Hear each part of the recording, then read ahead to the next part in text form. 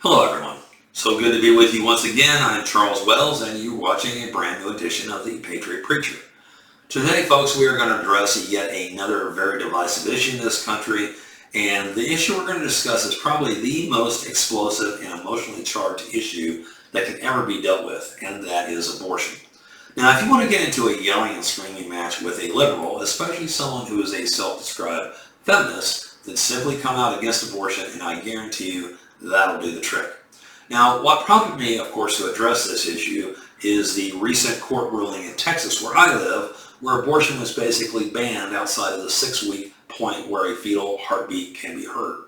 This seems to be, of course, in direct conflict with Roe v. Wade, the landmark decision of the U.S. Supreme Court, in which the court ruled that the Constitution of the United States protects a pregnant woman's liberty to choose to have an abortion without government restriction. Roe v. Wade struck down many U.S. and federal state laws concerning abortion and prompted an ongoing national debate in the United States about whether and to what extent abortion should be legal, who should decide the legality of abortion, what methods the Supreme Court should use for constitutional adjudication, and what the role of religious and moral views in the political sphere should be. Roe v. Wade reshaped American politics, dividing much of the country into abortion rights and anti-abortion movements. The Supreme Court issued a 7-2 decision ruling that the Due Process Clause of the 14th Amendment to the Constitution provides a right to privacy that protects a pregnant woman's right to choose whether or not to have an abortion. As a side note to all this, it's very interesting to me that the right to privacy portion of this ruling is supposed to protect a woman's right to choose doesn't seem to apply in today's world when someone chooses not to take a vaccine for COVID. Just a thought for another conversation. Now, mind you, the court also ruled that this right is not absolute and must be balanced against protecting women's health and protecting prenatal life. The court resolved this balancing act by, tying everything to the 3 trimesters of pregnancy. Governments couldn't prohibit abortions at all in the first trimester. The second trimester, governments could require reasonable health regulations, and during the third trimester, abortions would be prohibited entirely so long as the laws contained exceptions for cases where it was necessary to save the life or health of the mother. The problem with Roe v. Wade, as with other human endeavors, is we often attempt to place different values on different things, to include human life. To place arbitrary points where a fetus suddenly becomes a human being with all the rights of a human being is kind of foolishness and ultimately leads to situations where we have now where pro-choice folks advocate partial birth abortions when we know for a fact that the child would easily survive. At this point, the murder of a child is being rationalized and advocated.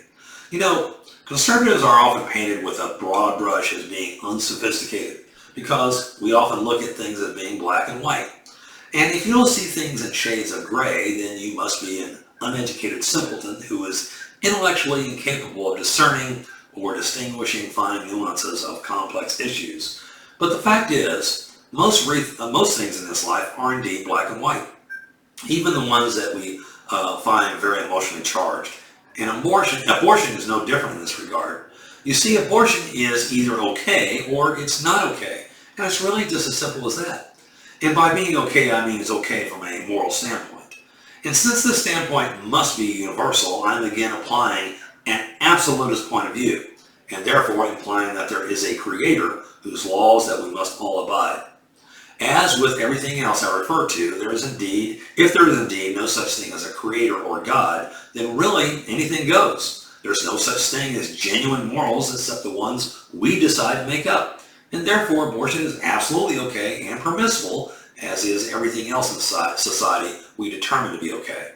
In other words, if there's no God, then abortion is just as permissible as any other act we deem permissible. It really just doesn't matter in the scheme of things, to include the murder of adult human beings. But if you believe, as I do, that we have a universal set of laws and rules that ultimately determine right and wrong, then abortion is not about women's rights to choose what they can do with their body, but rather is an assault on an unyet born human being's rights. And if abortion is morally wrong, folks, it is wrong in all circumstances, not just the ones we find convenient or to our liking. If you do in fact believe in God, now you have to decide whether a fetus is a human being or not. Most pro-choice folks have made the determination that a human fetus is nothing more significant than a mass of cells, not unlike a cyst or an unsightly growth you decide to have removed.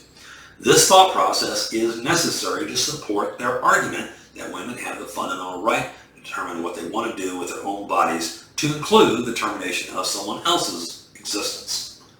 But I contend that the human fetus is in fact a human being from the very offset, and any point where we endeavor to make a dividing line between this being just a group of cells and a human being is purely arbitrary on our part. If left undisturbed, the unborn will become the born. And this is really where you have to do some soul searching. I don't know about you, but if I'm going to make an error, I have made the determination for myself that I will err on the side of life and not death.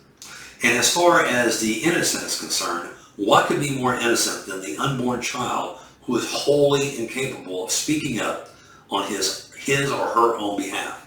One of my favorite Ronald Reagan quotes is, "I've noticed that everyone is for abortion has already been born." Leave it to the great communicator to boil down the complex to the simple with a dash of humor. The greatest problem is that we live in an increasingly hedonistic society where self-indulgence reigns supreme over everything, and moralistic stances of any sort are considered passé and relegated to the scrap heap of history. We live in an increasingly anything-goes society. There is no such thing as shame, no such thing as right or wrong. My goodness, there's not even such a thing as being a man or a woman. You know, I remember I first formed my opinion about abortion when I was a graduate student taking a thinly disguised philosophy course called Moral Problems in Medicine.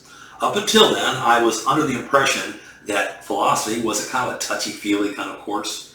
What I discovered, however, is that philosophy is quite the opposite. It's based upon logic and reason. And once my line of reason opened my eyes at how wrong abortion was, I could never close them again. I quickly became one of the most unpopular students in the class when I took the anti-abortion stance, even in cases of incest and rape.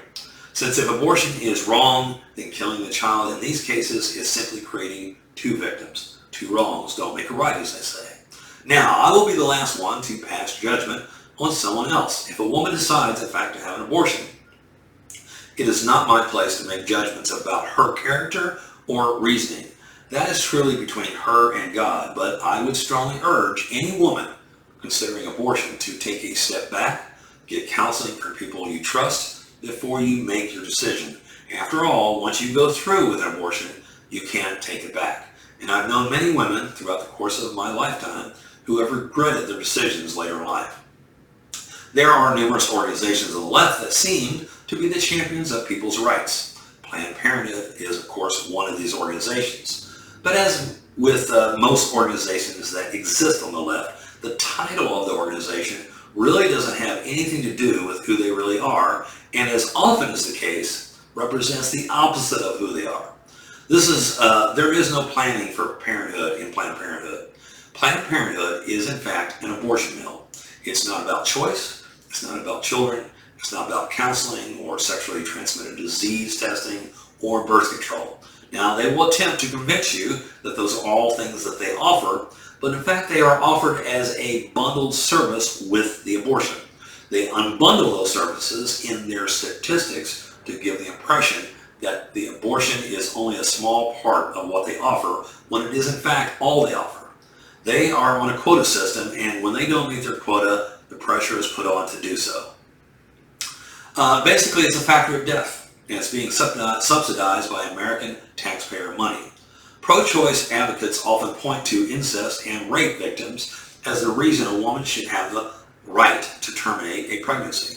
But these cases only constitute a little more than 1% of all pregnancies. The vast majority of pregnancies are through voluntary sexual intercourse between two consenting adults. And the truth is, folks, that women do have a right to do what they want with their bodies, but in the case of children, that right begins and ends with their personal decision to to have unprotected sexual relations. It seems that the entire pro-choice movement is capable of simply ignoring that pregnancy, in most cases, is a result of a personal choice between two people to engage in an activity that they know will end up with pregnancy.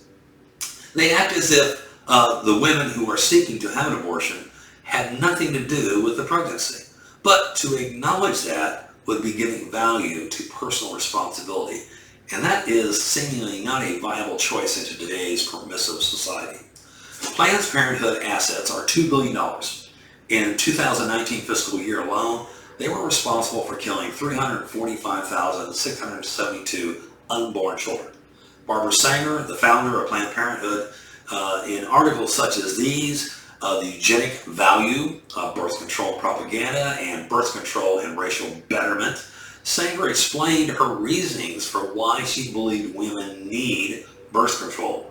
In Birth Control and Racial Betterment, Sanger writes, "We who advocate birth control lay all our emphasis upon stopping not only the reproduction of the unfit, but upon stopping all reproduction where there is not an economic means of providing proper care."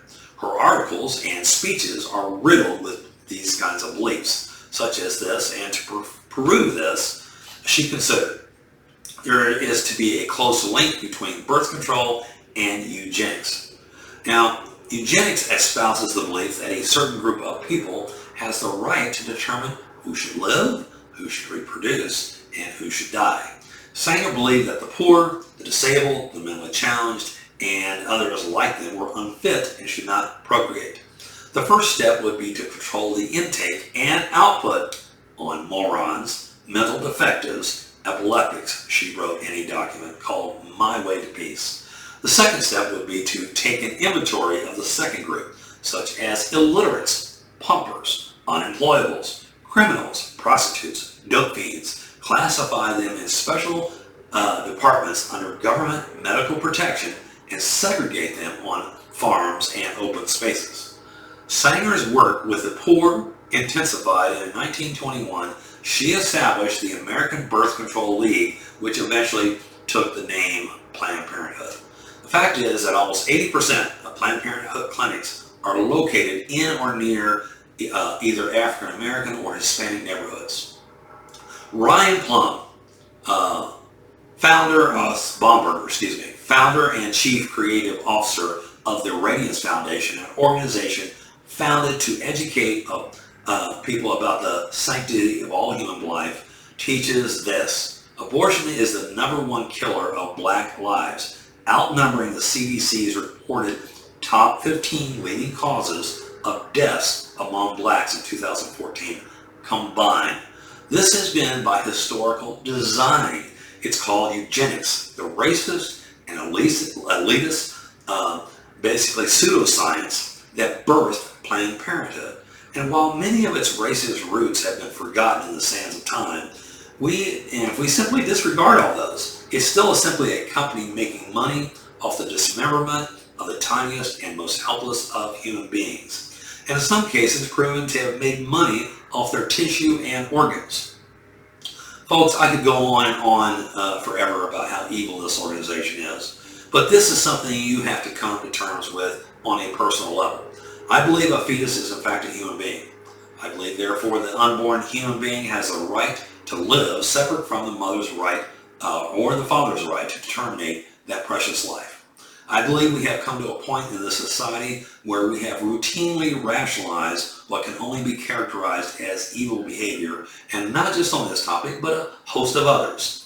As always, I encourage people to discuss and engage each other on topics that they disagree on. As emotionally charged as this particular topic is, we are still capable of exchanging our thoughts in a civil manner, even if in the end we must still disagree. This is part of what a free society is all about, folks. If you've enjoyed today's discussion, please take the time to comment and or hit that little subscribe button. And until then, until next time, I wish you and your family all the best. Goodbye and God bless.